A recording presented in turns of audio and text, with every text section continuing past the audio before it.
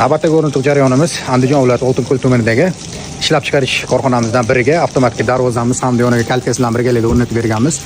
Avtomatik darvozamiz bo'yiga ham eniga ham 4 metrdan bo'lgan, kaltkamiz esa 1.50 ga bo'yi 4 metr bo'lgan. Mana ish jarayonimiz bitdi. Mana shu korxonaning bir ishonchli vakillaridan biriga pultimizni topshiryapmiz. Aka, shu bizni kuzatayotganlarga shu qog'oz fikringiz darvoza haqida. Avvalambor assalomu alaykum hurmatli avtomatik darvozachi obunachilari. Sizlarga shuni aytamanki, biz shu ijtimoiy tarmoq orqali shu akkauntga yozgan edik va ustalar kelib darvozalarni o'rnatib ketdi. Va agar sizlarga ham shunaqa darvozalar kerak bo'lsa, Shukurullo avtomatik darvozachilarga murojaat qilsanglar, sizlarga ham shunaqa o'rnatib ketadi.